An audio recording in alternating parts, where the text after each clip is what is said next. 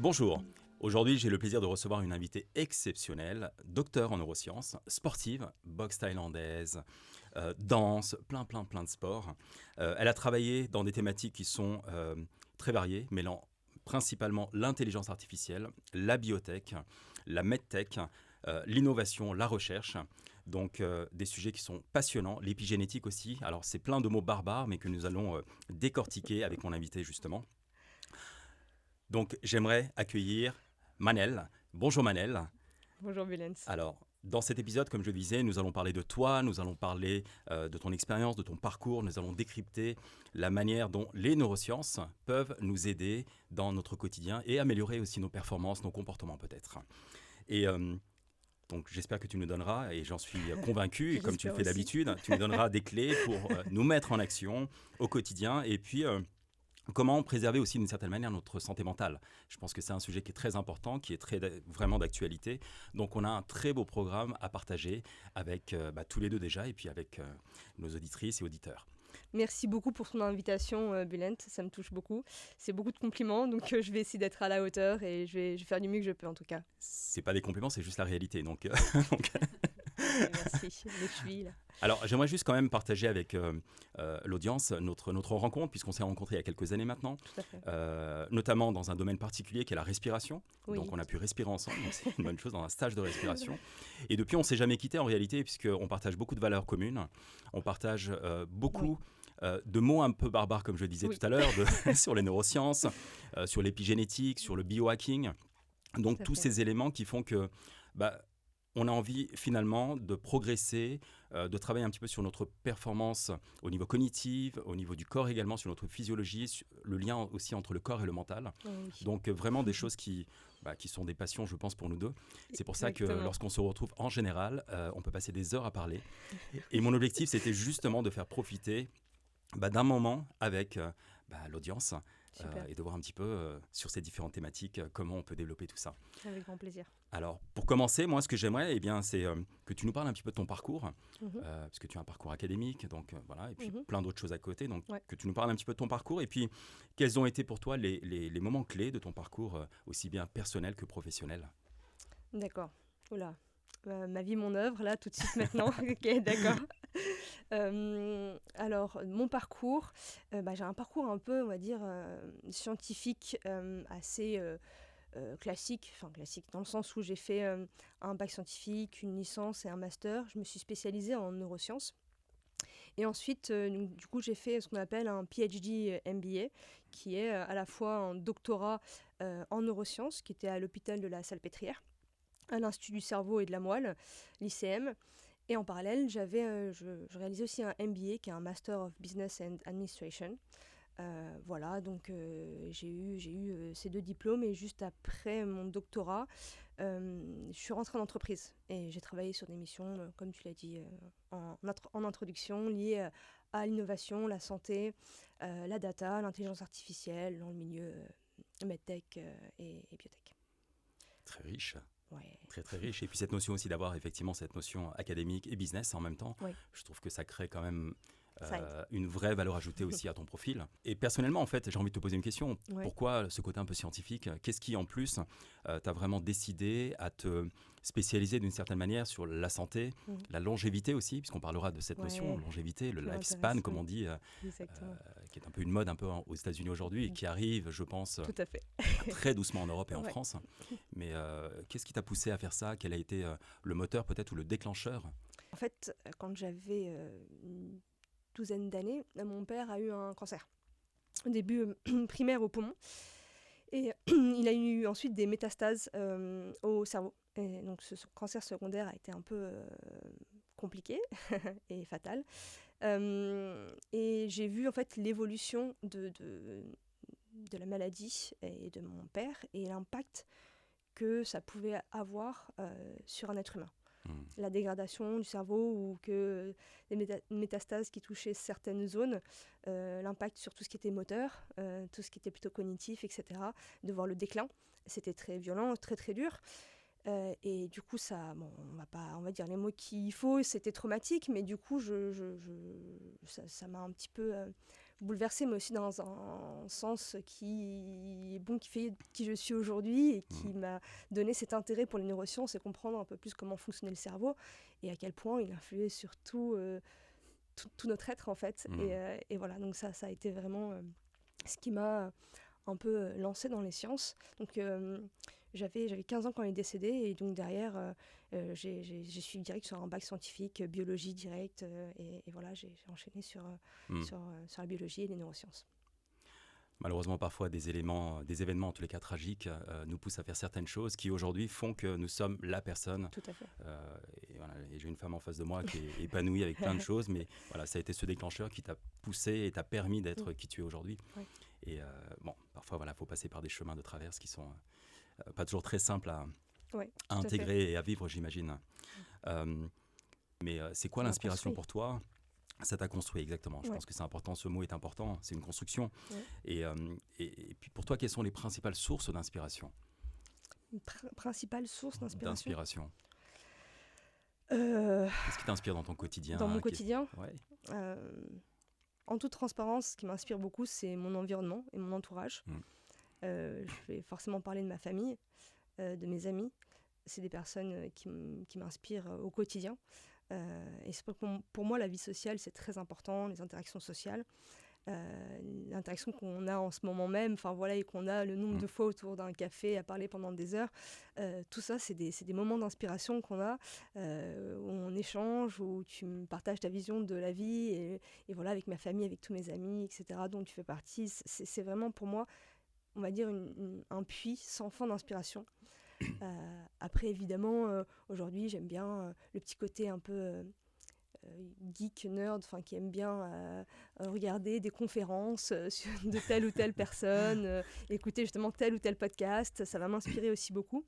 Toi et moi, je sais qu'on aime beaucoup Huberman, et ses podcasts qui sont très intéressants, très longs, je crois, c'est 2 heures de podcast. Plus de 2 heures et demie quasiment. 2 heures et demie, ouais, c'est ça. En anglais. En anglais, ouais, et avec des mots scientifiques. Des mots scientifiques, voilà. Il y a le docteur Peter Attia aussi qui est pas mal du tout, que j'apprécie. Et voilà, on peut regarder de temps en temps aussi, rester un peu à la page. C'est pas forcément évident, mais des articles scientifiques. Des livres. Quelqu'un que j'aime beaucoup, qui m'inspire beaucoup, c'est le docteur Gabor Maté. C'est quelqu'un que j'admire beaucoup. Les livres qu'il a publiés sont absolument géniaux, et même ses conférences sur YouTube que j'écoute avec passion, quoi. Voilà, à peu près. Je pense qu'on mettra pour notre audience également ces différentes références, parce qu'effectivement Huberman ou le docteur Attia ou encore Gabor Maté ont des visions vraiment très riches sur plein de sujets qui sont très intéressants sur le cerveau, sur le comportement, sur plein d'éléments. Donc, et pour répondre aussi un petit peu d'une certaine manière, tu es une inspiration pour moi aussi. C'est pour cette raison qu'on est ensemble aujourd'hui. Et je pense c'est important aussi cet environnement social qui se perd de plus en plus en réalité, parce qu'on est quand même pas mal alpagué par les réseaux sociaux, par la technologie, et donc finalement c'est comme si tout le monde était un peu débordé, alors que j'ai l'impression que tout le monde n'est pas vraiment débordé.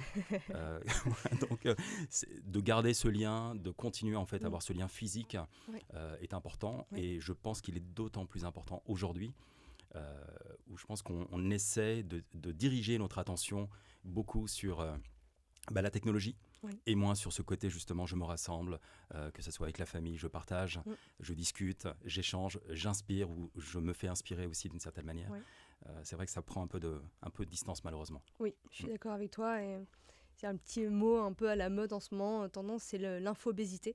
On est vraiment mais c'est vrai, on est dans une ère d'infobésité, on a des informations en permanence sur notre téléphone, sur notre ordinateur, on a tout le temps des notifications, on scrolle et on scrolle énormément, et c'est ce qu'ils recherchent, ils recherchent notre temps d'attention, et qui captent très très bien, justement, ils utilisent l'intelligence artificielle pour analyser nos comportements et capter notre attention, et ça marche, je peux regarder des vidéos, je l'avoue moi-même, de chats en plus, de trucs vraiment pas forcément très intellectuels, je fais genre là, avec Huberman et tout, mais ça peut m'arriver de zoner, et là je me rends compte, j'essaye vraiment en fait de limiter à fond. Voilà, après il y a des choses quand même bien sur les réseaux sociaux, justement, de pouvoir suivre voilà, des personnes qui sont inspirantes, mais aussi ça peut être un trou sans fin à scroller pendant des heures et d'avoir tout le temps plein d'informations. Et le problème, c'est que l'information ne devient pas forcément connaissance si on l'a pas digérée. Et si on a tout le temps des informations qui viennent en permanence, on ne digère pas l'information, elle ne se transforme pas en connaissance. Et aujourd'hui, on a besoin de notre téléphone, d'aller sur Internet pour retrouver telle ou telle information qui du coup n'a pas été intégrée, qui n'est pas une connaissance. Donc voilà, et on perd en niveau d'attention. Et je peux en parler parce que j'étais diagnostiquée à 35 ans, TDAH, donc c'est trouble déficit de l'attention avec hyperactivité. Donc niveau stratégie pour avoir une meilleure attention, je suis à fond dedans en ce moment, et c'est vrai que c'est pas évident de garder le focus et l'attention au maximum, quoi. Peut-être une ou deux clés à partager que tu utilises pour justement travailler sur ton attention et la concentration, ça serait quoi? Il y a pas mal de clés et j'essaie de les mettre en place. Et déjà, première clé, pas essayer de tout mettre en place en même temps. Déjà, c'est important. Commencer étape par étape. Pour améliorer l'attention, je sais que personnellement, ça m'aide beaucoup de timer ou de mettre une durée limitée pour travailler, 20 minutes. Et ça, justement, comme tu l'as très bien dit, notre attention n'est pas extensible et infinie. Donc des petits formats de 20 minutes suffisent amplement, parce qu'après on va perdre de l'attention et on va zoner un petit peu dans nos pensées ou sur Internet, etc. Donc avoir des sessions très efficaces de 20 minutes, se forcer à faire des pauses. Alors les pauses sont très importantes aussi. Le conseil, c'est faire des pauses. Pour un peu recharger, que ce soit au niveau du corps, se lever un petit peu, bouger, c'est très important. Mais aussi d'un point de vue pour notre cerveau, en fait, on intègre justement mieux l'information. Comme on disait tout à l'heure, on va avoir beaucoup d'informations, et les pauses, c'est pas juste du repos pur. Notre cerveau va profiter pour, on va dire, un peu répéter l'information en quelque sorte. Digérer, les neurones qui vont continuer d'envoyer des informations, qui va permettre d'ancrer cette information. Et si on n'a pas de moment de pause, ça va être compliqué de laisser le temps à notre cerveau de digérer tout ce qu'on est en train de voir. Donc les pauses sont importantes, et même si on a l'impression de perdre du temps, on ne perd pas du temps. Au contraire, on consolide l'information. Ce qui va aussi avec la consolidation, c'est le sommeil. Une très bonne qualité de sommeil, parce que c'est vraiment le moment où on rejoue notre journée et on recharge nos batteries, certes, mais il faut savoir qu'il y a des phases de sommeil assez profonds et qui sont d'où l'activité, on va dire, cérébrale à une certaine phase de sommeil ressemble à celle de l'éveil. Et c'est marrant, du coup, c'est assez similaire par rapport à l'éveil. On n'est pas réveillé, on dort bien comme il faut, mais justement, il se passe plein de choses. Et il y a plein d'études scientifiques en neurosciences qui ont montré que lorsqu'on dort, on consolide notre mémoire. Et ça, c'est vraiment essentiel. Donc, voilà. Donc, c'est dans cette phase où tu as les yeux justement en REM, c'est le sommeil paradoxal en fait d'une certaine manière. Tout à fait. Ça s'appelle le REM sleep, qui s'appelle le Rapid Eye Movement Sleep. Tout à fait. Qu'on peut retrouver d'ailleurs notamment même dans des thérapies.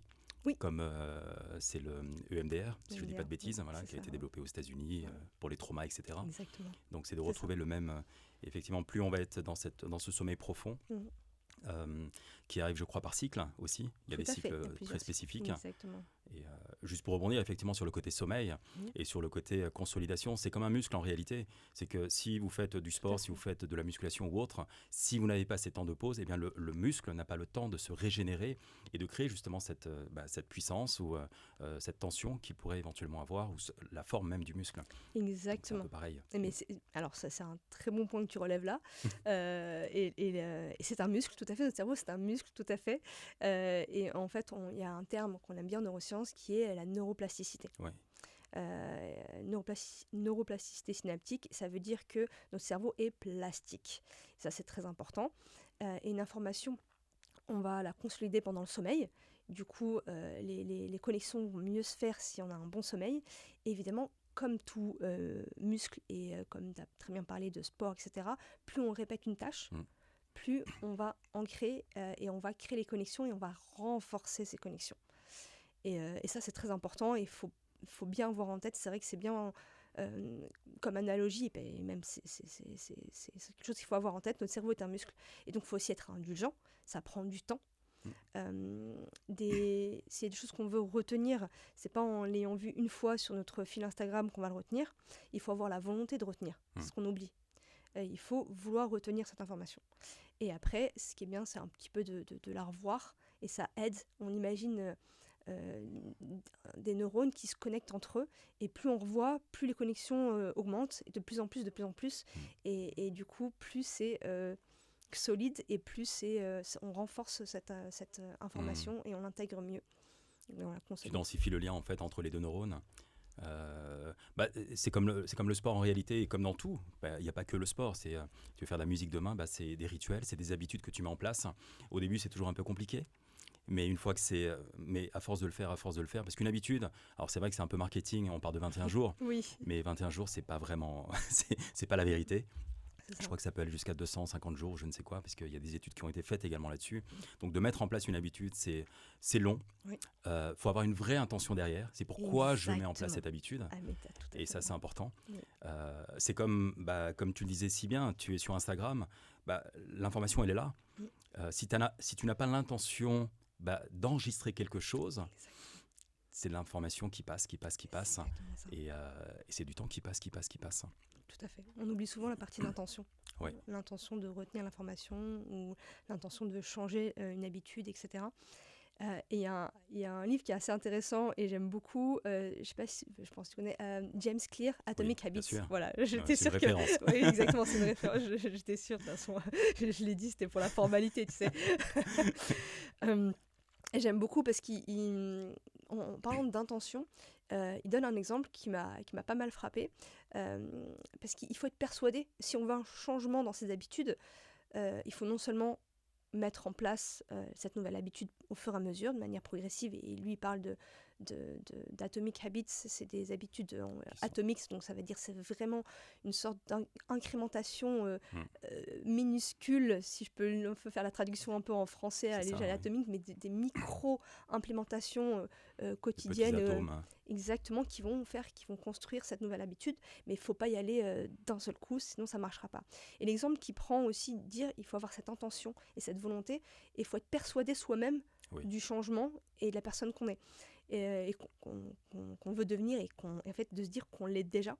Et l'exemple qu'il donne, il prend un exemple de 2 fumeurs. Oui. Et tu vois très bien, elle est absolument géniale. Et il dit, si on propose une cigarette à 2 fumeurs qui veulent arrêter, et donc il y a un des fumeurs, on lui propose une cigarette et il répond ah non merci, j'essaye d'arrêter de fumer. Et il y a l'autre fumeur qui, quand on lui propose une cigarette, lui répond non merci, je ne fume pas. Voilà. Et là, on a tout dit. C'est pas du tout la même chose pour le message que tu envoies à ton cerveau déjà. Exactement. C'est un peu, en réalité, lorsqu'on fait la visualisation dans le sport notamment et dans plein d'autres activités, mais je peux parler du sport, on incarne déjà la peau du champion. Oui. Tu vois. Et donc cet état d'esprit-là, c'est pas je vais éventuellement, non, c'est je suis un champion et je me visualise en tant que tel déjà. Quasiment 1 an, 2 ans, 3 ans à l'avance, et je le fais régulièrement, ce qui fait que ça crée, comme tu disais, ce chemin neuronal, cette neuroplastie, à force de répéter, je m'entoure d'une certaine manière avec des personnes qui sont dans le même état d'esprit que moi, dans la même énergie que moi, dans le même environnement dans lequel je souhaite être moi et me faire plaisir aussi, donc avec beaucoup de sportifs, des gens qui sont dans le challenge. Donc c'est vrai que c'est une notion qui est importante, cette notion de se dire je vais vers un objectif, mais j'incarne déjà la personne que je souhaite être en étant dans cet objectif, en ayant atteint cet objectif-là. Tout à fait. Et ça, c'est important. Tout à fait. Alors, je vais juste faire un petit retour rapide sur la notion de sommeil, parce que c'est une notion qui est importante. C'est vrai qu'on n'avait pas forcément prévu d'en parler, mais je pense que c'est important, puisque dans le sommeil, et je sais que le temps de sommeil diminue de plus en plus, notamment parce que on se couche de plus en plus tard parce qu'on est collé à nos téléphones ou à Netflix ou à d'autres choses, hein, mais souvent avec une lumière bleue derrière en tous les cas. Donc le temps diminue chez les adultes, chez les enfants aussi. Il y a cette notion que j'aimerais peut-être partager et je pense qu'on va pouvoir en discuter rapidement, c'est le cycle circadien. le cycle naturel du corps et du monde, en réalité, de la nature. Se lever le matin, par exemple, et avoir la lumière du jour est quelque chose de très important. Oui. Ça, je pense que tu vas pas me contredire. Non, je vais pas te contredire. La première chose à faire, Je te notamment, contredis c'est pas. on se lève, c'est vraiment aller justement dans cette notion de je sors, en fait. C'est même pas que je regarde par la fenêtre, je sors pendant 10 minutes, 15 minutes et je prends vraiment cette lumière qui fait quoi? En réalité, ça fait quoi? Ça vient dire à son cerveau que le côté mélatonine, c'est fini, le sommeil c'est fini, on va passer au côté adrénaline, dopamine peut-être, et on va passer en fait cortisol, exactement, cortisol, puisqu'on parle toujours du cortisol en négatif, Exactement. mais c'est pas du négatif, c'est ce qui Non. nous permet de nous lever, réveiller le matin quand même. Exactement. Donc c'est important. Tout est une question de dosage. C'est ça en fait. Le cortisol, pour le rappel, c'est l'hormone qu'on appelle un peu l'hormone du stress. Oui. Mais en fait, le cortisol est essentiel à notre fonctionnement physiologique basal, normal. Et le matin, comme tu le dis, on a besoin de ce cortisol pour nous réveiller. On va avoir des phases, comme tu dis, c'est un cycle circadien. Donc on va avoir la mélatonine à la phase d'endormissement qui va nous permettre de nous endormir. Et pour nous réveiller, on va avoir un pic de cortisol. Et ce cortisol va nous rendre alertes. Et il est essentiel. Et il nous fait beaucoup de bien ce cortisol. Comme tu dis, il ne faut pas forcément parler en mal. Mais en fait, il y a des taux, comme tout, on apprend ça en biologie, en physiologie, il y a des seuils et il y a des taux qui sont, on va dire, bénéfiques. Et il y a des seuils qui sont, c'est comme tout, si on mange trop de sucre, trop de gras, trop de quelque chose, ça peut devenir mauvais. Donc le cortisol à forte dose n'est pas bon, mais à des doses physiologiques, il est très bon. Et encore le cortisol de manière aiguë est très bon, donc, mais pas de manière chronique. Donc on va avoir un challenge, on va avoir une présentation d'entreprise, on va avoir un événement sportif, un spectacle de danse, je ne sais quoi. On va avoir un pic de cortisol et qui va nous aider en fait, qui va nous réveiller, nous rendre très alertes, nous aider à nous concentrer. Il va nous permettre, il va aussi booster notre système immunitaire. Je ne sais pas le nombre de fois, je ne sais pas si ça vous est déjà arrivé d'avoir un événement très stressant. On va avoir une dose de cortisol, on va être au top parce qu'on sera ultra excité, il y aura parce qu'il y a aussi l'adrénaline, tout ça qui va être sécrété. Et après, on va tomber malade, juste après. Et parce que voilà, notre système immunitaire, le cortisol nous a permis de booster le système immunitaire et là, pouf. Donc non, c'est essentiel. Et donc, comme tu disais, le matin, d'avoir une exposition à un certain type de lumière. Et donc, la lumière, en fait, évidemment, le mieux naturel, si possible, qui va permettre d'envoyer un signal à notre cerveau et à notre corps. Et je crois que c'est même Huberman qui le dit, c'est nos yeux, enfin, c'est pas lui qui le dit, mais j'avais bien aimé sa façon de le dire, c'est une extension, les yeux de notre cerveau. C'est deux orbites qui ressortent et qu'on voit, deux parties de notre cerveau qu'on voit. Mais voilà, c'est le cas. Et donc, c'est directement, on a des photorécepteurs qui vont absorber la lumière et permettre de dire à notre corps, là aujourd'hui on se réveille, on se met en marche. On parle souvent du réveil. On parle notamment, il y a eu la mode des Miracle Morning, il y a eu plein de choses. Mais c'est vrai qu'on oublie un petit peu le côté le soir, parce que plus on va se préparer à un sommeil réparateur, et plus on va pouvoir être en forme pour faire son rituel du matin aussi. Et puis ensuite, commencer sa journée et être sociable, être dynamique, être concentré, être productif, être performant. Enfin, voilà.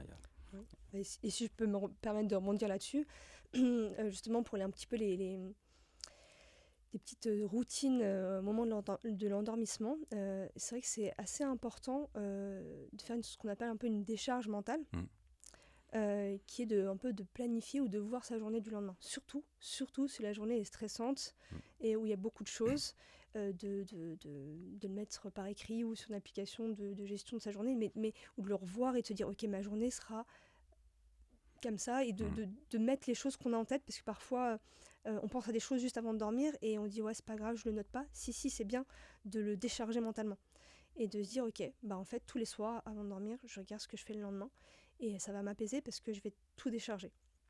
Donc ça c'est assez important. Après évidemment il y a toutes les consignes que tout le monde connaît, de pas regarder les écrans, etc. Mais c'est compliqué aujourd'hui de pas regarder forcément un film en famille ou autre. Il y a aussi tout ce qui est température de la chambre qui va beaucoup jouer. Il va y avoir évidemment l'alimentation. On pourra peut-être Oui. en parler à un moment, Mhm. mais en fonction de ce qu'on mange, on n'est pas Bien sûr. dans le même état. Et aussi l'heure d'endormissement. Oui. En fait, on pense souvent qu'il nous faut 7-8 heures de sommeil, ce qui dans l'absolu n'est pas faux, entre 6 et 9 heures en fonction des personnes. Globalement, un peu une fourchette. Hein. Mais le plus important, c'est pas tant les heures d'endormissement, C'est la qualité. c'est la qualité du sommeil et aussi la régularité. Et parfois, c'est ce qui est le plus dur, c'est de se dire, en fait, il vaut mieux s'endormir à peu près à la même heure tous les jours et se réveiller à peu près à la même heure tous les jours, que d'avoir des heures d'endormissement et de lever complètement chaotiques.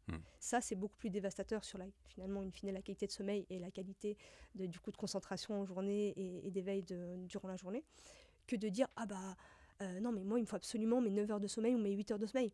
Non, c'est pas grave si tu n'as dormi que 7 heures aujourd'hui, ou 6h30, mais tu as un peu respecté ta régularité. Et voilà. Après, ça ne veut pas dire que dans la non-vie, on sort, Oui. de temps en temps, il y a des exceptions. Il ne Mais faut pas être extrémiste non plus, non, mais non, bien sûr. non.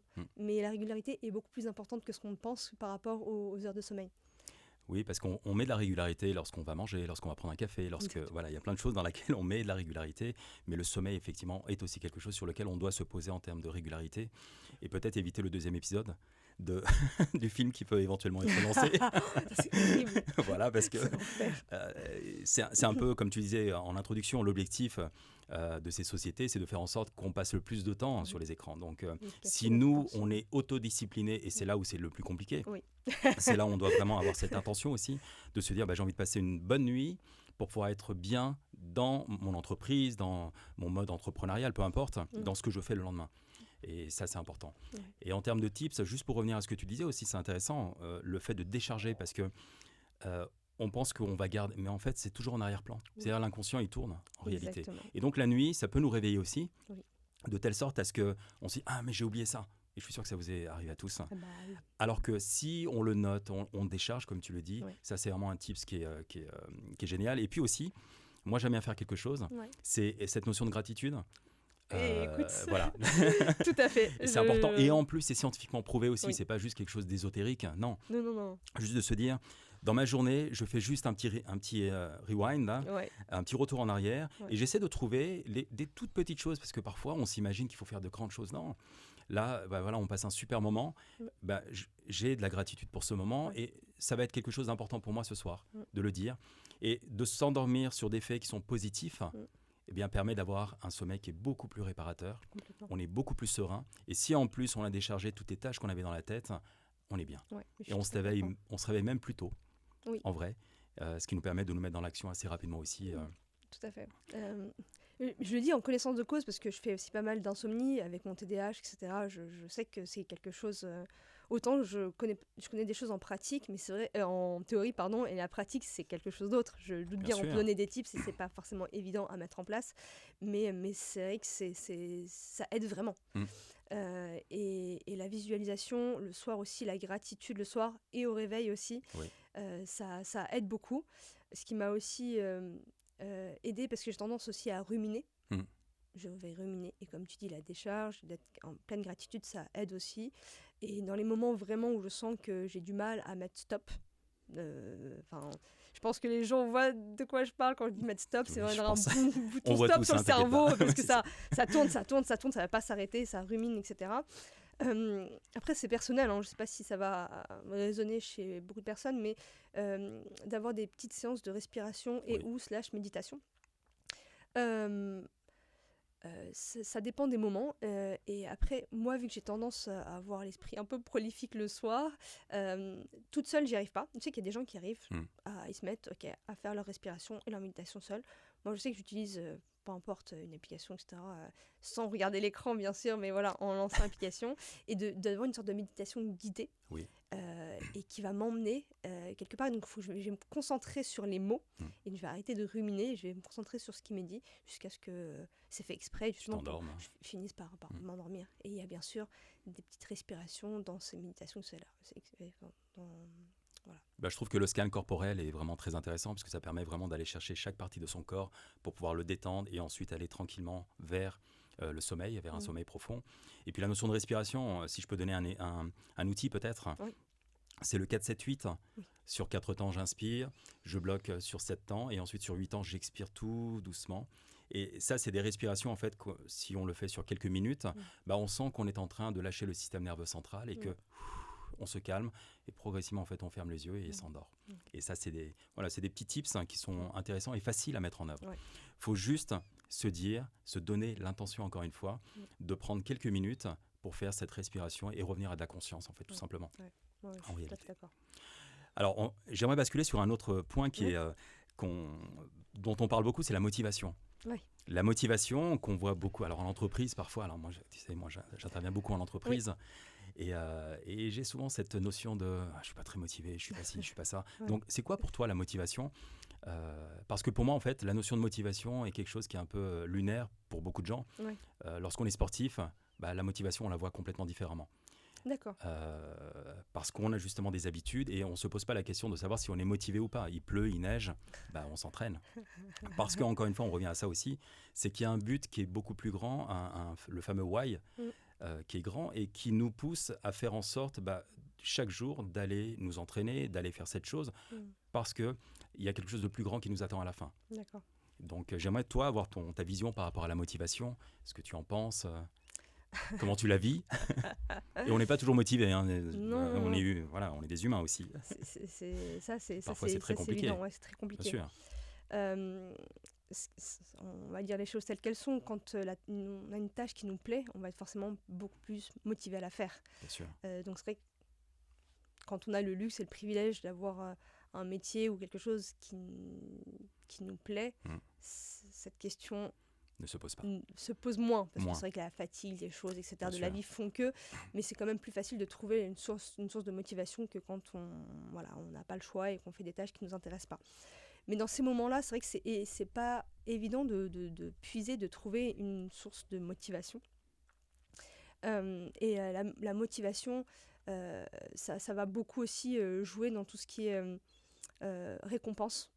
En fait, quand on sait qu'on a une récompense, on utilise beaucoup le mot de récompense en neurosciences, mais c'est de dire on a une telle tâche qui va nous avoir une sorte de satisfaction, voilà, exactement, merci personnel. J'ai des mots en fait en anglais, j'essaie d'éviter les anglicismes. Voilà.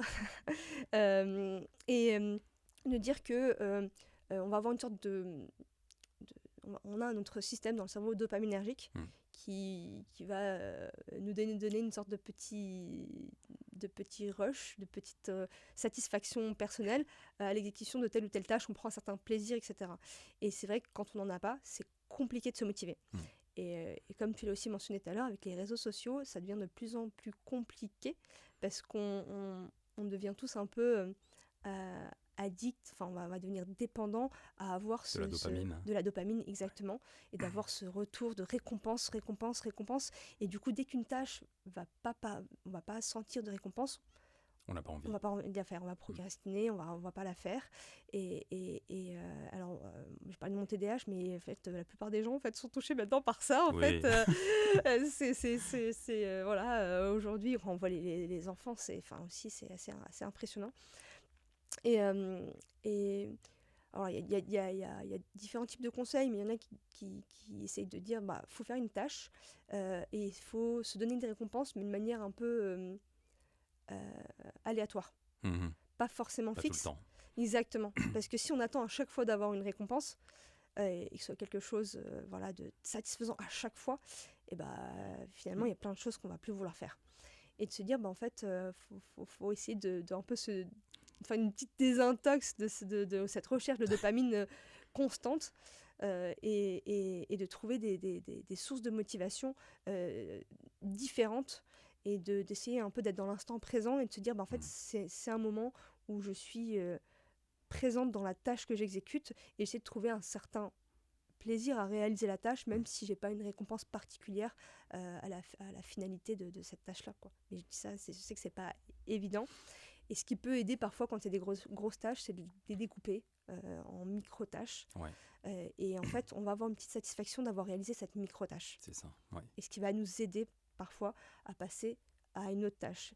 Et moi, je parlais de motivation parce que je sais que je vais avoir beaucoup de mal, je vais encore parler du TDAH, mais à initier les tâches.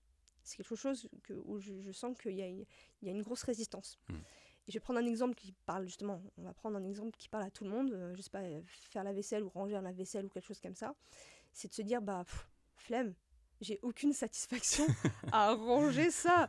J'ai pas envie de le faire. Mais en fait, le fait j'essaie de trouver des petits, comme tu aimes bien dire le mot hacking, ou des petits, de hacker un peu mon Des cerveau, raccourcis. petits raccourcis, de trouver des petites choses comme ça pour trouver une sorte de motivation ou d'initier une certaine tâche. C'est de me dire, ok, tu sais quoi, tu vas juste faire les verres, juste les tâches du dessus, ou juste range 3 trucs. Et en fait, une fois que tu inities, tu engranges en fait Tu le engranges, système. Après, tu as beau, je le fais, je finis. t'as une inertie en fait qui se crée. C'est exactement ça. C'est exactement ça. Et tu dis, bon, j'ai fait les 3 verres, je vais peut-être faire Allez, les je fais tâches du tout dessous. c'est exactement ça. Et ça marche aussi au travail, de se dire, oh là là, la flemme de bosser sur ce document, j'ai pas envie et tout. Et de se dire, bon bah, tu sais quoi, je l'ouvre et je fais tout ce qui est mise en page. Les titres en couleur, Et en fait, la mise en page, au bout d'un moment, on va lire les paragraphes, etc. Puis on est dedans. Allez, si je faisais juste un micro-truc, etc. Et ainsi de suite, en fait. C'est un peu de se décomposer les tâches, et parfois aussi d'avoir une vision claire et définie de ce qu'on veut faire. Oui. Ça aide à se motiver aussi, que ce soit vraiment très clair dans nos têtes. C'est ça que je vais faire. Et c'est là où le point d'arrivée, il faut des choses réalistes. Voilà, c'est pas d'où le fait de découper en petits. On revient en fait à ces objectifs qu'on retrouve beaucoup en entreprise, SMART, d'une certaine manière, voilà, avec le spécifique, smart, mesurable, atteignable, etc., réaliste et tout ça. Et temporellement défini aussi, c'est important, comme tu disais, de se fixer, de découper certaines choses, de les poser, et puis peut-être d'en trouver une certaine satisfaction. Parce que parfois un projet ou, j'en sais rien, un sujet peut être long et on peut ne pas voir le bout et de se dire, mais waouh, c'est compliqué. Alors que si on découpe, on voit déjà beaucoup plus de simplicité, de facilité. Et cette notion de dopamine, effectivement, qu'on va recevoir aussi à chaque petite étape qu'on aura mis en place. Et je trouve que c'est intéressant. Il y a un autre point aussi sur la motivation, je crois aussi, c'est la question d'énergie. Parce que si on n'a pas d'énergie, et cette énergie nous est beaucoup arrachée par plein de choses exogènes, si on peut dire ça comme ça. Voilà. Il y a l'environnement, il y a la pollution sonore, il y a la pollution visuelle, il y a plein de choses. Ça peut être la pollution environnementale aussi. Oui. Voilà. Ça peut être les gens qui nous entourent aussi. Donc voilà, il y a plein de choses.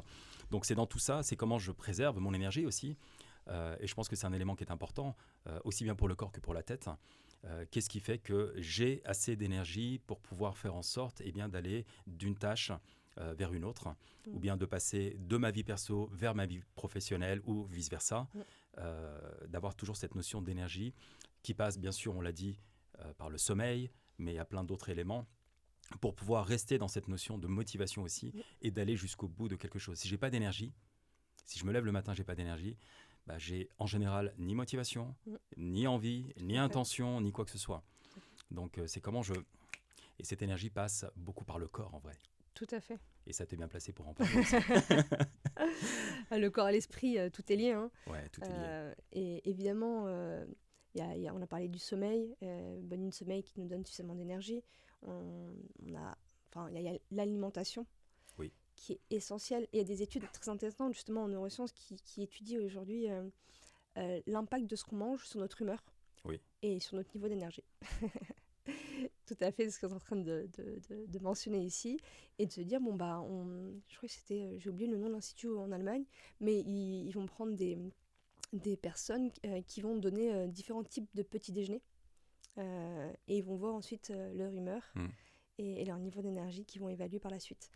Et ce qu'on oublie après, ça a été pas mal médiatisé avec l'intestin comme le second cerveau. Et de se dire, on a énormément de connexions nerveuses au niveau de l'intestin.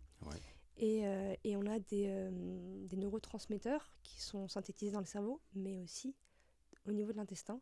Et il y a un neurotransmetteur qui est la sérotonine, qu'on connaît très bien dans l'implication de l'humeur et qui est utilisé en tant que pour tout ce qui est antidépresseur. On va moduler les taux de sérotonine, c'est des inhibiteurs de la recapture de la sérotonine. Et il faut savoir qu'il y a une estimation de 90% de la sérotonine qui est synthétisée au niveau de l'intestin. C'est énorme. Donc là, si on ne fait pas le lien entre ce qu'on mange et notre humeur et notre état d'énergie, c'est vraiment énorme. Et on le sent parfois, on mange quelque chose, et ben on n'arrive plus à bouger, on n'a plus d'énergie, on n'a qu'une envie, c'est de dormir. Et c'est vraiment lié à ce qu'on a mangé. Et avec l'alimentation, il y a un autre énorme lien et un champ d'études qui grandit vraiment ces dernières décennies et qui est vraiment passionnant, qui est le microbiote. Oui. Donc, c'est on va dire les bactéries qui habitent notre intestin, avec qui on vit en symbiose. On a plus de bactéries que de cellules. Voilà, on est un propre univers Interne. Exactement, on héberge beaucoup de bactéries et évidemment qu'il y a des bactéries qui sont plus favorables et d'autres qui vont pas forcément nous faire du bien. Et ça, notre alimentation donc, va énormément jouer là-dessus. En fonction de ce qu'on mange, on va nourrir plutôt les bonnes bactéries que les mauvaises bactéries. Et ça va avoir un impact sur non seulement notre humeur, notre niveau d'énergie et notre santé tout court. À savoir que certains aliments vont passer dans le sang, passer de l'intestin au sang. Et il faut un filtre aussi, toutes ces bactéries vont faire un filtre, vont permettre que notre intestin a une meilleure perméabilité à certaines molécules qui ne sont pas bonnes, va pouvoir nous aider à digérer certaines choses, créer certaines molécules qui vont justement nous faire du bien, etc. Donc c'est vraiment essentiel aussi niveau énergie, à faire attention à ce qu'on mange et à notre petit microbiote qu'on nourrit, avec qui on vit en symbiose. Voilà. Et qui vient renforcer en fait d'une manière générale notre système immunitaire. Complètement. En réalité. Tu as tout à fait raison. Et c'est vrai qu'il y a pas mal d'études sur l'alimentation et ça fait très longtemps qu'on parle de l'alimentation, bien sûr. Après, c'est vrai que c'est une discipline aussi d'une certaine manière et on se rend compte que par exemple le petit déjeuner, le méditerranéen, il est beaucoup plus propice à une énergie, à une santé physique et mentale, parce que il y a beaucoup de légumes, il y a des fruits, il y a des choses en fait qu'on ne va pas retrouver forcément dans le petit déjeuner européen, si je peux dire ça comme ça, ou français, parce que le croissant, la baguette avec du beurre, le jus d'orange et le café, il n'y a que de l'acide d'une certaine manière et beaucoup de sucre. Et dans cette notion-là, on peut se retrouver très rapidement. Alors, je ne parle pas des cornflakes et compagnie, c'est un autre domaine encore. Mais on peut se retrouver assez rapidement, en fait, avoir une barre à 10 heures, en fait, un coup de fatigue qui fait qu'on ne peut pas se concentrer, on n'a plus d'énergie, parce qu'on a besoin de relancer sa glycémie, d'une certaine manière, en fait, son énergie. Et c'est vrai que c'est important. Et puis, un autre truc qui est intéressant, je trouve, c'est l'ordre dans laquelle on... voilà, je pense que... Vas-y, tout à fait. Le fait de commencer son repas, en réalité, avec de la verdure, des fibres, des choses, et progressivement aller vers, peut-être si vous mangez de la viande, si vous mangez votre repas principal, mais commencer toujours par des fibres qui vont venir justement faire peut-être une couche aussi, préparer l'intestin, le microbiote et tout ça, pour ensuite aller sur votre plat, votre dessert, etc. Oui. C'est vraiment un gros sujet là et ça me passionne aussi. Et il y a au niveau alimentation, il y a aussi ce qu'on appelle en ce moment l'alimentation anti-inflammatoire. Parce qu'il y a des aliments qui sont pro-inflammatoires et d'autres qui sont anti-inflammatoires. Et donc voilà, d'essayer d'éviter l'inflammation, parce que l'inflammation aujourd'hui c'est un peu l'origine de beaucoup de maladies. Et aussi de se dire le matin, ce qui est intéressant, c'est de manger moins sucré et plus protéiné et fibres. Et de se dire c'est ce qui va nous tenir non seulement au corps, nous donner de la bonne énergie. Et encore, quand je dis sucré, c'est éviter les sucres rapides, comme tu parlais de croissants, etc. Plutôt prendre des sucres lents qui vont donner de l'énergie et de manger des protéines et comme tu dis, des fibres et des vitamines, voilà, etc. Avec des légumes, des œufs, des choses comme ça, une petite salade avec des œufs le matin, un petit toast, avocado toast, voilà, des choses comme ça qui vont permettre d'avoir pas mal d'énergie, de ne pas avoir le coup de barre derrière, d'avoir aussi des aliments riches, par exemple l'avocat en oméga 3 ou des noix ou des amandes, voilà, qui vont nous aider. Et le cerveau est friand de ce genre de graisse d'oméga 3. Et ça va nous permettre aussi de nourrir, comme on l'a dit, notre microbiote et de se sentir vraiment avec beaucoup plus d'énergie, plus longtemps dans la journée, de tenir jusqu'au déjeuner, etc. Après, il y a aussi pas mal de tendances en ce moment au jeûne intermittent. Et Et c'est vrai que c'est complexe, comme on disait, dans cette période d'infobésité, d'avoir plein d'informations. Est-ce qu'on fait le jeûne intermittent? Le petit déjeuner, c'est le repas le plus important? Qu'est-ce qu'on fait? Enfin, c'est vrai qu'on a beaucoup d'infos et on ne sait pas trop quoi faire. Si je dois donner mon avis, mais qui est complètement personnel, c'est d'écouter son corps. Voilà, c'est exactement l'avis que j'aurais donné. Ouais. C'est que chacun en fait a une manière d'être, de faire, et puis on a des croyances aussi, on a des croyances qui sont un peu qui sont ancrées, comme tu le disais si bien, le fait de se dire le petit déjeuner, c'est le moment le phare pour démarrer ta journée. Et en réalité, alors je peux parler de moi, mais quand j'ai quelque chose d'important à faire, où je dois être concentré, je dois être productif, performant, je mange pas. Mon repas, en fait, il va se faire à 14-15 heures peut-être, et je vais manger qu'une fois dans la journée. Et parce que ça me permet d'être focus. Et c'est vrai que dès qu'on commence à manger le matin, c'est une charge complémentaire à sa digestion qui fait que la concentration va plutôt son corps va plutôt se concentrer sur la digestion et pas sur le reste. Tu as tout à fait raison. En fait, il faut préciser que la digestion, c'est très énergivore pour le corps. On met des heures à digérer et on dépense beaucoup d'énergie à digérer. Et donc c'est vrai que manger un énorme petit déjeuner juste avant quelque chose où on a besoin de focaliser toute notre attention et toute notre énergie, c'est compliqué.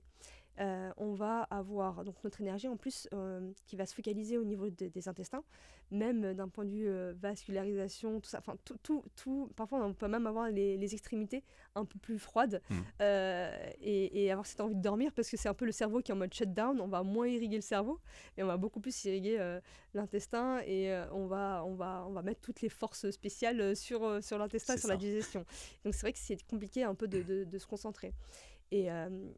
Et en parlant du jeûne intermittent, moi j'aime bien le faire de temps en temps, mais pas tout le temps non plus. Bien sûr. Et ça va exactement dépendre, et c'est le côté écouter son corps et de se dire, en fait je suis un peu comme toi, dans le sens où quand j'ai des choses assez importantes à faire, aujourd'hui, j'essaie vraiment d'écouter, et je ne ressens pas, enfin je n'ai pas faim.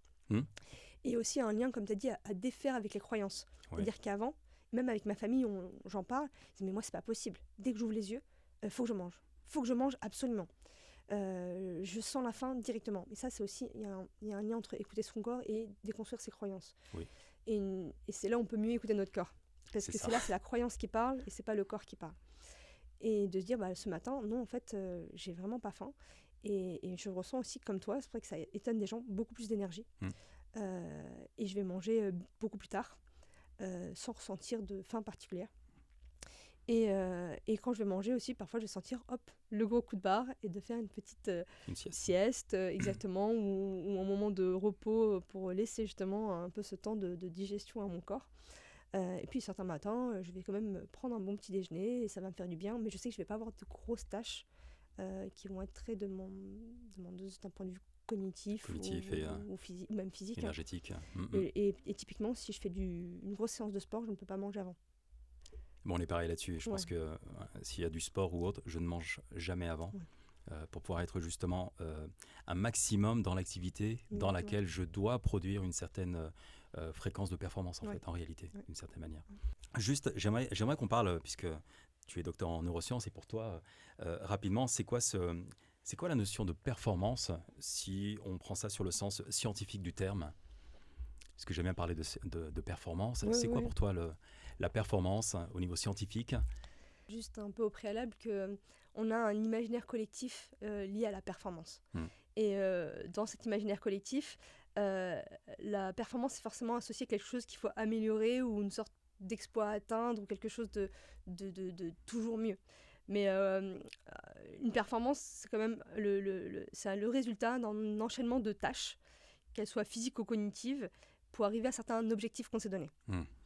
Mais on va rajouter beaucoup de pression et de charge à cette performance parce qu'on veut toujours arriver à du mieux. Et du coup, on va qualifier notre performance en fonction aussi du référentiel à laquelle on compare. Bien sûr. Donc, si on se compare à des sportifs de haut niveau, notre performance sera nulle. Ou par rapport à des débutants, on aura une très bonne performance. Ou on peut se choisir comme propre référentiel et de se dire par rapport à mes performances passées, où est-ce que j'en suis. Et là, c'est là où on va associer une valeur émotionnelle liée à la performance qui va être la satisfaction, la fierté, etc. Ou au contraire, une déception Il y a quand même un truc important à dire, comme tu en parlais de l'entreprise, on parle beaucoup de performance, et il y a une grosse un peu charge liée à la performance, on veut toujours faire plus. Plus, parfois avec beaucoup moins. Et oui, et que ce soit d'un point de vue professionnel en entreprise, pardon, mais aussi d'un point de vue personnel. Et il faut être un peu plus indulgent avec soi-même, parce que la performance, c'est quelque chose qu'on met soi-même en fait. Quel objectif, où est-ce qu'on veut atteindre, et parfois on va être un petit peu trop dur, et surtout Avec soi-même. dans notre société aujourd'hui où il faut se dépasser tout le temps. Et même même dans ce que je trouve intéressant, c'est même tout ce qui est dans le bien-être, well-being, etc. Il faut être performant. Oui. C'est rigolo quand même de parler de ça. C'est quand même l'opposé. Oui, il faut toujours penser de manière positive, il faut toujours être bien dans sa peau, il faut toujours ceci, il faut c'est quand même beaucoup d'injonctions et beaucoup de pression à la performance, alors qu'à la base de me dire en fait il y a des moments où ça va pas. Tu dois juste lâcher en fait. Et c'est ok. C'est ok. C'est ok. Et c'est dans ces moments de lâcher prise aussi qui nous permet ensuite d'être derrière performant, parce que il y a cette notion de performance qui peut créer une sorte de stress chronique, et de se dire en fait il y a des moments où je peux être performant, et des moments où ma performance elle va être pas à la hauteur de mes attentes, mais c'est ok en fait. C'est ok. Il me faut un chemin pour arriver là-bas. J'ai ma propre temporalité, d'arrêter de se comparer, que ce soit à ses amis, voisins, ou surtout influenceurs, influenceuses, je ne sais pas quoi. Dire j'ai ma temporalité. Et ma performance, je l'apprécie à sa valeur d'aujourd'hui. Et je suis, comme tu parlais de gratitude, reconnaissante, parce que ça se construit. C'est pas quelque chose qui arrive d'un coup. Et en tant que sportif de haut niveau, tu le sais très bien. C'est quelque chose qu'on met du temps à construire. Et il faut savourer toutes ces petites étapes, parce que oui, exactement, et j'ai l'impression qu'on va arriver dans une société d'insatisfaction permanente, se dire ok, je suis arrivé là, mais ça suffit pas maintenant, il faut que j'arrive là, et maintenant il faut que j'arrive à un nouvel objectif, etc. Dire mais en fait juste je suis bien là, et j'ai galéré déjà, on est arrivé là, et là je suis fière de moi et je suis contente, et dire ok, la prochaine étape c'est celle-là, mais je peux déjà profiter de celle-là en fait. Ça ne veut pas dire ne pas sortir de sa zone de confort et continuer d'essayer de se dépasser. Mais c'est quand même de ne pas être dans cet état d'insatisfaction continue. De dire, ok, je suis quand même satisfaite de là où j'en suis aujourd'hui. Tu vois. C'est intéressant, effectivement. Pour revenir dessus, je pense qu'on a de moins en moins le temps d'être fier de soi. Ouais. Et juste de se poser en fait dans l'instant T, dans l'instant présent. Exactement. En réalité, parce qu'on est toujours un peu happé partout. Ouais. Et ça revient aussi à une notion dont tu parlais tout à l'heure, c'est de découper les choses. Ouais. Parce qu'effectivement, la performance, c'est comme dans le sport de haut niveau, on n'a pas le même programme aujourd'hui que dans un an lors du championnat du monde. Non, c'est des étapes qui sont posées, je dépasse, je travaille sur ces étapes. Une fois que je suis arrivé à la première étape, eh bien, je suis satisfait de ça, donc je peux passer à la deuxième, etc. etc. Et comme tu dis, on a ce biais aussi externe de comparaison qui fait qu'on se compare à des gens, en fait, à qui on ne devrait pas se comparer. Exactement. Parce que eux, c'est leur métier, eux, c'est ce qu'ils montrent. On ne sait pas ce qu'il y a derrière. Ouais, c'est ça. Donc il y a ça aussi. J'en connais quelques-uns des influenceurs. Après, voilà. Mais c'est important, effectivement, de se dire je me compare à moi-même. Et un outil qui est intéressant pour ça, justement, c'est de voir, alors si c'est une performance sportive ou autre, c'est de noter, d'écrire vraiment où est-ce que j'en suis aujourd'hui, où est-ce que j'en suis demain, après-demain, etc. Et d'avoir vraiment une courbe de progression qui fait qu'on arrive à se dire et à se satisfaire et à être fier de ce qu'on a fait parce qu'on voit le chemin qui est parcouru. Si on ne note pas, on ne sait pas, en réalité. Tu as tout à fait raison. Et c'est très important ce que tu dis là, de noter et de voir les toutes petites améliorations et évolutions. Et ça me fait penser encore à James Clear dans Atomic Habits, parce que tu parles de courbe. Et il y avait un schéma, donc c'est pas évident de l'expliquer comme ça en audio, mais absolument magnifique. Parce qu'encore une fois, dans ce magnifique imaginaire collectif que l'on a, on imagine qu'un effort est égal à un résultat. Oui. Et donc, on imagine notre évolution et arriver à notre objectif et notre performance de manière complètement linéaire. La performance n'est pas linéaire. Non. Et en fait, dans son graphique, c'est très joliment fait. Il trace une droite, et ça, c'est notre imaginaire collectif. On pense tous que une tâche, enfin un effort, Un un résultat. résultat. Pas du tout. Et en fait, c'est plutôt une courbe où il y a un plateau au début. Et un peu comme en neurosciences et nos neurones, il faut une accumulation Hmm. de stimuli pour notre neurone pour arriver à un certain seuil pour que ce neurone envoie ce qu'on appelle un potentiel d'action. Donc c'est transmettre le message en quelque sorte. Et c'est la même chose pour nous, c'est de se dire en fait, au début il y a un plateau, on va effectuer plein d'efforts et plein de tâches et il n'y aura pas de résultat. Un effort, pas de résultat, C'est 2, ça. 3, on n'en voit toujours pas. Et en fait, on va arriver à ce seuil, ce fameux seuil où la courbe elle est en dessous de cette droite. Et ça va monter petit à petit, mais on ne voit toujours pas les résultats. Hmm. Et à un moment, ça va croiser la droite et ça va la dépasser de manière un peu exponentielle. C'est ça. Et c'est là où James Clear appelle, je trouve ça joli, il appelle ça la Valley of Deception, la vallée de la déception. Et la plupart des gens, ils disent on arrête Exactement. avant de voir les résultats, parce qu'on est dans cette vallée de la déception, on ne voit pas Hmm. le qu'on n'a pas les résultat de nos résultats. efforts, exactement. Et du coup, on va arrêter. Et ce qui est trop dommage, parce qu'en fait, on était on n'était pas loin du seuil, on n'était pas loin de déclencher l'exponentiel, en fait. Et en fait, c'est vrai qu'il faut être assez patient là-dessus et de se dire, ok, je construis quelque chose et je ne vais pas avoir les résultats là, tout de suite, demain, maintenant. Et c'est là qui est dur d'un point de vue neurosciences. On aime bien, dans notre cerveau, aime bien la récompense immédiate. Quand on va dire à quelqu'un, si je te donne 5 euros maintenant ou 100 euros dans un an, la personne va prendre 5 euros, elle va partir. Exactement. Donc c'est vrai que c'est très difficile de gérer cette frustration et voilà, de continuer à travailler et mettre des efforts pour un résultat retardé où on n'a même pas forcément une date butoir où on sait que ça sera tel jour, quoi. Ça me fait penser un petit peu aux résolutions de fin d'année en réalité. Les gens partent avec plein d'objectifs, de performances, de plein de choses. Ouais. On s'inscrit, on va faire 4 fois du sport par semaine ou je sais pas quoi. Et finalement, au bout d'un mois, ça y est, c'est fini parce que les résultats sont pas là, c'est normal. Oui. Tout prend du temps. Et il faut être en capacité d'accepter que ça prend du temps, que ça prenne du temps. Il faut être en capacité de se dire que je me mets justement des plans pour pouvoir y arriver. J'optimise. J'optimise. Et c'est une gestion du temps, c'est une gestion de plein de choses, en réalité de son énergie aussi, de se dire je dépasse ce moment clé où, parce qu'on était sur un plateau, où je vais grimper d'un coup, en réalité. Et on ne s'en rend pas compte. Et lorsque on voit la différence, parce qu'on a réussi à aller jusqu'au bout, justement à ce croisement, à cette intersection, c'est là où on est fier de soi, en vrai. Complètement. Mais c'est effectivement, c'est difficile. Il faut dire les choses. Oui, c'est difficile. L'idée, c'est pas de vendre du rêve. Non, c'est de dire c'est difficile. La réalité. C'est la réalité. Il faut avoir une intention, il faut avoir l'envie. Et faut gérer son temps, faut gérer beaucoup de choses en réalité. Mais qu'est-ce que j'ai vraiment envie de faire ? C'est ça le truc. Comment tu fais justement en parlant d'optimisation ? Parce que je sais que tu as différents outils d'optimisation. Alors on va peut-être pas rentrer dans tous parce que je sais que ça peut être parfois compliqué. Geek, ça peut durer longtemps. En tant que grande geek.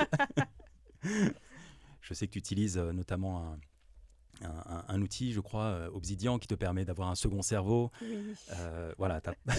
c'est mon sujet de prédilection un peu en ce moment, c'est mon cerveau numérique pour se décharger aussi mentalement et aussi pour transformer toutes les informations qu'on reçoit en connaissances. Et se dire aujourd'hui, ok, il y a plein d'applications, il y a beaucoup de numérique, etc. Mais qu'est-ce qui va être vraiment utile et qu'est-ce que je peux mettre en place ? Et alors aujourd'hui, j'ai vraiment en fait 2 choses qui va être une application pour gérer mes tâches, parce que j'en ai besoin, justement, j'ai vraiment besoin, je vais avoir beaucoup de mal avec la perception du temps, du coup, de planifier, d'avoir les tâches vraiment bien planifiées, même parfois planifier des choses assez bêtes qui vont être le transport, se préparer, manger, faire des choses. Parfois, quand j'ai une journée très stressante, je me décharge là-dessus et je mets des timers pour me dire, ok, là, ça fait déjà un temps de moment que tu fais telle tâche et là, il faut que ça te réveille. Et ensuite, je vais avoir aussi, comme tu as parlé d'Obsidian, je ne sais pas si tu as 3 heures. Pas aujourd'hui, mais sur la demande de l'audience, on pourra faire un autre épisode. En fait, c'est de se dire aujourd'hui, on a énormément d'informations. Comment gérer toutes les informations qui nous arrivent et comme on a parlé tout à l'heure, un peu les digérer, les intégrer et les transformer en connaissances. Et aussi d'avoir un outil qui nous permet de faire des liens entre les connaissances acquises à un temps T et les connaissances acquises à un temps T+1. Il y a plus de temps, ça peut être des connaissances il y a 10 ans, 6 ans, et un truc que j'ai lu la semaine dernière. Donc pour ça, Obsidian, c'est un outil que j'utilise excellent, que j'utilise vraiment au quotidien. Je suis vraiment une formation intensive là-dessus. Et c'est de pouvoir en fait capter toutes les informations qu'on va avoir sur Internet. On va lire un article, au lieu de lire un article et le lendemain de dire « Attends, c'était super intéressant hier, j'ai lu un article, c'était sur la performance, attends, il faut que je te retrouve. » Et on ne sait pas, l'onglet est fermé, ou il fait partie de nos 136 onglets ouverts, enfin, c'est l'enfer. J'ai d'abord si on va parler un peu digital, application qui s'appelle Readwise, et il y a une version aussi gratuite qui s'appelle Omnivore, qui permet en fait de tous les articles qu'on a sur Internet, tous les podcasts, toutes les vidéos YouTube. Et ça, c'est vraiment intéressant pour les vidéos YouTube. C'est-à-dire, je vais ouvrir une vidéo, au lieu d'utiliser YouTube, je vais utiliser Readwise ou Omnivore, qui va m'afficher la vidéo et qui va me mettre le texte de la vidéo. Et je vais pouvoir surligner. Okay. Et donc, tout ce que je vais surligner va ensuite être synchronisé, transféré sur Obsidian. Donc là, je vais avoir les informations qui vont être transférées dans mon second cerveau numérique. Et ces informations, déjà, j'en ai extrait un petit peu la substantielle moelle. La substantielle moelle, oui. De ça. Donc, il n'y a plus ça qui arrive. Et donc, une fois que c'est dans mon second cerveau, je vais juste, comme on a dit, c'est un muscle, notre cerveau, il faut l'entraîner, il faut le nourrir. Donc, il faut revoir l'information et de pouvoir aussi, alors sans rentrer dans trop des détails, mais un petit peu faire des liens. C'est-à-dire que je vais revoir la note et je vais un peu réécrire avec mes mots et je vais faire un lien avec une autre note ou une autre notion que j'ai vue dans le passé. Dire, ah oui, c'est vrai que là, j'ai lu ça, je fais un lien avec un article sur le microbiote que j'ai lu il y a 3 semaines ou un truc comme ça, où je vais juste dire, je fais un lien avec microbiote. Point. Okay. Pas forcément avec un autre article. Parce que sur le moment, je ne me souviens pas qu'il y a 6 mois, il y a 1 an, et 3 ans, que j'avais vu un truc super intéressant sur le microbiote, etc., où j'ai eu tel article, etc. Donc, je vais juste dire, ah, tiens, c'est vachement bien sur le microbiote. Et en fait, là, un peu à l'idée de notre cerveau, Obsidian va créer des connexions, pas neuronales, mais enfin voilà, ça va être des connexions. Donc, chaque externe. Exactement, chaque point va être connecté à d'autres notions. Et on va avoir une sorte de nuage de points qui va se constituer et qui va lier nos idées entre elles. Et c'est là où ça va créer de la valeur, c'est de se dire, mes connaissances, déjà, j'ai transformé mon information en connaissances, et cette connaissance-là, je vais pouvoir les lier entre elles. Et c'est là où je vais créer de la valeur. C'est que chaque bout de connaissance va faire une sorte de building blocks, des petits blocs que je vais, moi, agréger, accumuler, et que je vais créer en nouveaux concepts, nouvelles connaissannes et que je vais tu vas pouvoir utiliser par la suite. Exactement. Et le logiciel aussi propose parfois des liens que tu n'aurais pas pensé, auxquels tu n'aurais pas forcément pensé, et il va proposer des liens et il va te rappeler des liens auxquels tu n'avais pas forcément fait, etc. Et donc c'est très très puissant là-dessus, parce qu'on ne va pas se mentir, si j'ai une idée il y a 3 ans et aujourd'hui, je ne vais pas faire du tout le lien, je l'ai oublié en fait. Bien sûr. Et ça permet donc de faire ces connexions là et de te décharger aussi pas mal de toutes ces connaissances, etc. De te dire, ok, j'ai une vision. En fait, c'est rigolo parce que quand tu as la vision avec les nuages de points qui sont tous liés entre eux, tu as un peu une vision de ton cerveau, un peu, ça fait un peu une vision de tes connaissances en one shot, comme ça, de voir tout. Et c'est assez satisfaisant. Je voulais que, en fait, tu abordes ce sujet parce qu'on parle beaucoup de charge mentale aussi. Oui. Et là, c'est une manière aussi de déposer sa charge mentale sur un cerveau qui est déporté, si je peux dire ça comme ça, qui est à côté. Parce qu'on parle de charge mentale, on parle de santé mentale, c'est des sujets qui reviennent de plus en plus, notamment en entreprise. Donc, je voulais qu'on parle rapidement de cette notion justement de charge mentale. Alors toi, tu as cet outil. Si tu avais toi en tant que scientifique, et on travaille en plus dans tout ce qui est medtech, biotech, etc. Si tu avais un conseil peut-être à donner aux personnes qui nous écoutent, ça serait quoi ce conseil sur la charge mentale, comment travailler sur cette notion de charge mentale? Alors, ça, c'est un gros sujet, la je charge sais. mentale. Et ça dépend quel type de charge mentale. Évidemment, on va pas parler, là, je ne vais pas parler de la charge mentale de couple ou de vie sociale. On va éviter ce gros sujet-là. Même si ça en fait partie. Ça en fait partie. Je vais plus parler de charge mentale liée, on va dire, au stress et à la connaissance Oui. et aux informations, etc., qui va être plus... où là, je vais avoir des conseils plus pratiques à donner, C'est ça. qui va être justement... on en a un peu parlé tout à l'heure, c'est de se dire, OK, moi, si j'ai une journée stressante, je vais planifier. Il faut que ce soit clair. Plus il y a de clarté mentale, moins il y a de Moins il y a stress. d'imprévus, en fait. Exactement. Et du coup, donc pour arriver à une clarté mentale, pour éviter d'avoir du stress, si je suis claire dans ma tête, je sais ce que je dois faire, je stresse moins. Et pour arriver à cette clarté mentale, comme on l'a dit bien précédemment, il faut se décharger. Il faut décharger mentalement. Et si on a, par exemple, ça va dépendre de la typologie de la charge, mais pour une présentation d'entreprise, il faut du coup évidemment être serein sur la présentation, de se dire, ok, je sais de quoi je vais parler, donc d'être clair là-dessus, et de définir, de dire, ok, demain, quand je me réveille, je fais ça, et après je fais ça, et après, là, peut-être que je m'accorde 5 minutes de faire un petit exercice de respiration avant, etc. Et le fait d'avoir vraiment le déroulé, en fait. Le déroulé de comment ça va se passer, ça va s'apaiser. Et c'est pas de dire, parce que, en fait, plus il y aura de flou, plus on va c'est stresser. stressant. Exactement. Le cerveau, il stresse face à l'inconnu. Donc, Exactement. Donc, que tout soit écrit, ça va aider à décharger. Il y a aussi un truc qui aide, alors ça sera peut-être pas forcément pour une présentation d'entreprise ou quoi que ce soit, mais c'est de parler à ses amis, sa famille.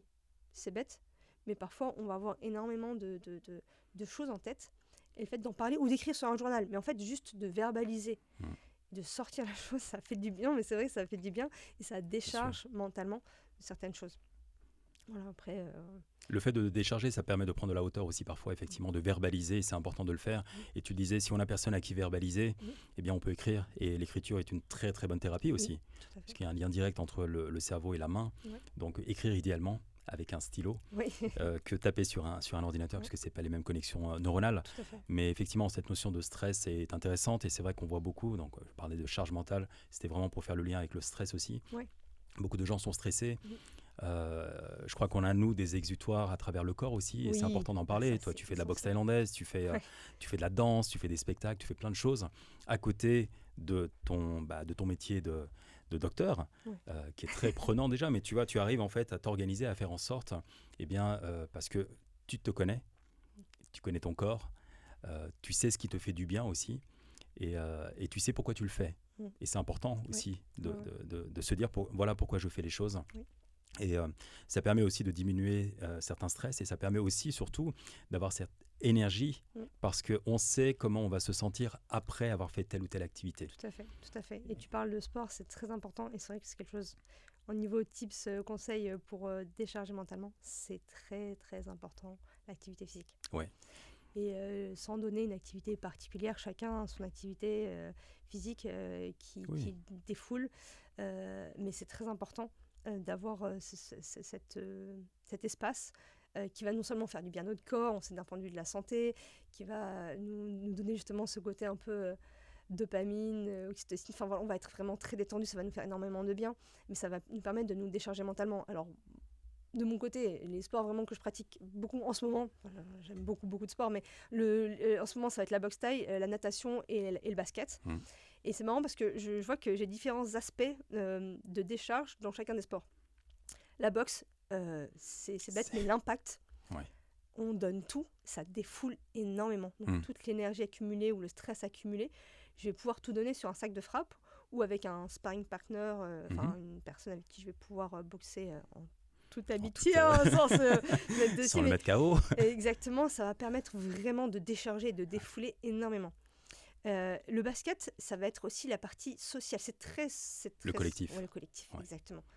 Je vais au basket avec un groupe de copines qui sont devenues du coup mes amies. C'est devenu mes amies. C'était à la base des personnes avec qui je faisais du basket, et c'est devenu des amis. C'est devenu un événement qui, en fait, que j'attends avec impatience. Me dire, je vais voir mes copines.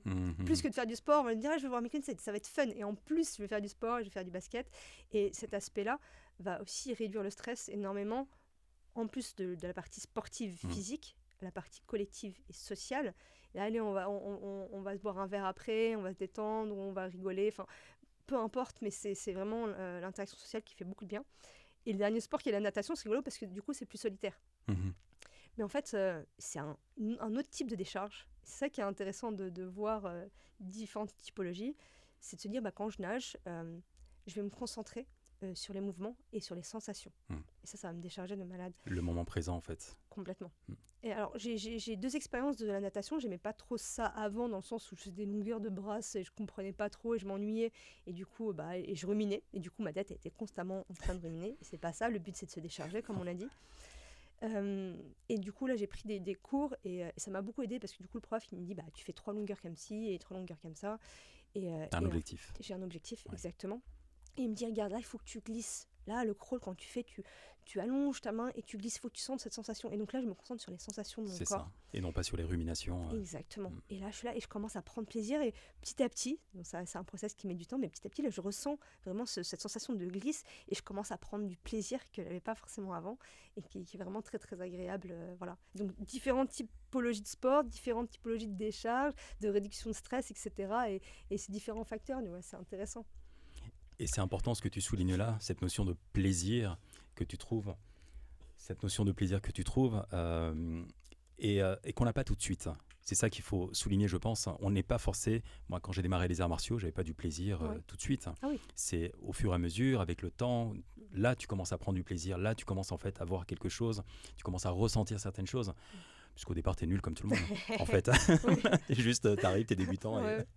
Donc, cette notion de plaisir est extrêmement importante. Et comme tu disais si bien aussi, ne pas se dire je dois faire ça, parce que mes amis le font ou autre, c'est je vais choisir et pour ça il faut tester. En fait, il faut aller voir, il faut tester, il faut checker, il faut faire des choses. Oui. Et si je peux rajouter une chose, c'est pas se mettre de barrière mentale, de dire ce sport est trop dur, je n'y arriverai jamais. Moi j'aime bien prendre l'exemple des enfants. Les enfants, ils n'ont pas cette barrière mentale et c'est extrêmement touchant à voir. Justement dans la boxe, quelque chose que je fais, c'est de la corde à sauter. C'est tout bête, mais c'est quelque chose d'assez important. Bien sûr. Cardio, synchronisation, etc. Et mon prof m'avait raconté une petite anecdote que il me donnait des cours de corde à sauter et tous les adultes disent mais je sais pas en faire, j'y arriverai jamais, ça a l'air compliqué, mais regarde, tu bouges à peine. Enfin voilà, tout de suite dans leur tête c'est pas possible et c'est compliqué. Ouais. Je vais pas y arriver. Tout de suite. Et il me dit c'est très marrant parce qu'il y a une petite fille qui est venue me voir. Et elle m'a vu faire la corde à sauter de manière boxeur, pas. Donc vraiment, elle me dit, la première chose qu'elle a dit, elle fait mais trop bien, je veux faire la même chose. Tu l'as inspirée. Il y avait juste pas de question de je ne peux pas y arriver. Ce qu'elle avait en tête, c'est je veux faire la même. Il n'y avait pas la barrière de c'est compliqué ou je vais pas y arriver, etc. Je te vois faire quelque chose, ça me plaît, je veux faire la même. Calque. Comment je fais Elle lui dit comment tu fais, tu me montres. C'était tout. Et après, elle essayait juste de reproduire et de se dire, en fait, on a une énorme barrière psychologique à l'entrée et de se dire, en fait, les gens, ils vont pas vouloir tester tel ou tel sport ou telle activité ou tel ou tel métier, se lancer dans tel ou tel métier. Mais en fait, non, tout s'apprend. Tout s'apprend. Je suis d'accord. Tout s'apprend. Je le répète, mais c'est important, en fait. Et on a tous commencé à un niveau 0 à un moment donné, en fait. Exactement. Et on part jamais d'un niveau 0 parce qu'on va avoir des connaissances qui n'ont rien à voir, mais qui vont quand même avoir un lien et toute notre construction de qui on est aujourd'hui, ça va à un moment nous aider ou un autre dans cette nouvelle activité. Bien sûr. Et me dire oui, la souplesse, le yoga, j'y arriverai jamais, ou ces choses-là, ça s'apprend. Les gens, ils ne sont pas devenus souples du jour au lendemain. Donc voilà, c'est juste du travail, de la répétition, beaucoup de répétition, comme pour son cerveau, pour créer les connexions neuronales. Et de la persévérance. Et de la persévérance. Exactement. Et aller toucher cette petite notion de plaisir. On va clôturer notre épisode. Déjà ? Et pour ça, déjà, oui. Oh là là. C'est très agréable. Et j'aimerais te poser juste une petite rafale de quelques questions comme ça rapidement. Une lecture qui te semble indispensable. Alors je connais à peu près le... Il y en a plusieurs, mais... Il y en a pas mal, mais celle vraiment, celle du moment qui me touche beaucoup, c'est le livre de Gabor Maté, qui est, malheureusement, je crois pas qu'il soit disponible en français encore, mais je pense bientôt, je crois. Il est juste disponible à la Fnac Châtelet. Je peux même vous donner en français en français. Non. Oui. Le Myth of Normal, le mythe du normal. Je sais pas oui, c'est le mythe du normal. C'est le mythe du normal, ok. Et c'est absolument génial. Justement, en fait, Gabor Maté fait le lien entre le corps et l'esprit. C'est un médecin. Et il dit, en fait, en médecine occidentale, on oublie un énorme facteur qui est l'esprit, le psychologique, et tout est lié. Alors, vraiment, le truc que je retiens et qui semble une évidence pour moi, tout est lié.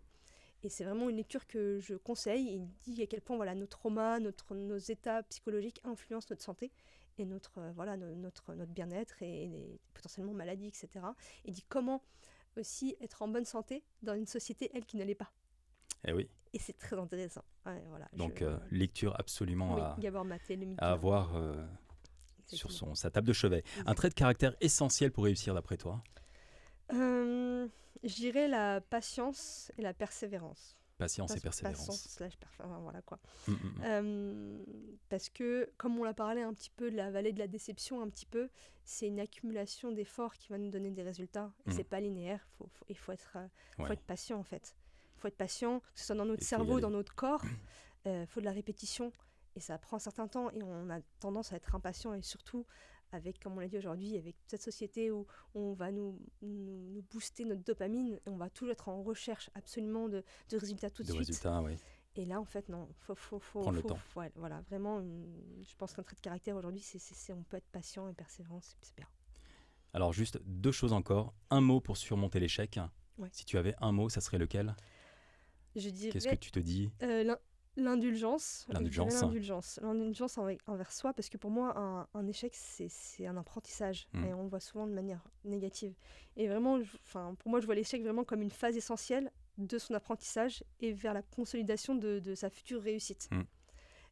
S'il n'y a pas d'échec, en fait, souvent, notre cerveau va beaucoup plus retenir l'échec que la réussite. On va réussir un contrôle, on va réussir une présentation, on va pas s'en souvenir le lendemain, c'est passé.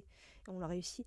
Quand on a échoué, notre attention est beaucoup plus portée là-dessus. Ça va nous aider à avancer, ça va nous aider à nous construire et à réussir par la suite. Donc il faut être aussi indulgent avec soi-même, parce qu'on est souvent très très dur, je trouve, même quand je parle avec des amis, mon entourage, on est très dur avec soi.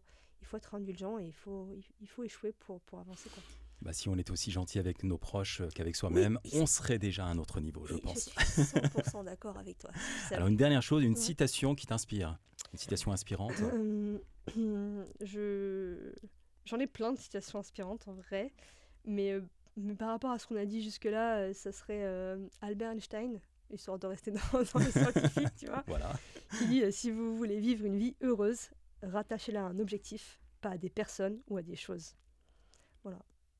Merci, Super Albert. citation, très inspirante. Merci Albert, merci Manel, merci pour cet échange très riche. Merci beaucoup, vraiment, c'était très instructif, j'ai appris beaucoup de choses. Et c'est toujours un moment très agréable de partager ce temps avec toi. Et peut-être qu'on aura l'occasion de faire d'autres épisodes sur d'autres, puisqu'il y a plein de sujets dont on n'a pas parlé. Biohacking, épigénétique. Oui, mais tout à fait. Voilà, on demandera à notre audience s'ils souhaitent aller un petit peu plus loin pour vous donner un petit peu la définition de ces mots. Merci aux auditeurs et aux auditrices de nous avoir suivis. Et puis je te dis à très bientôt. Très bientôt. Merci pour ton invitation. Avec plaisir.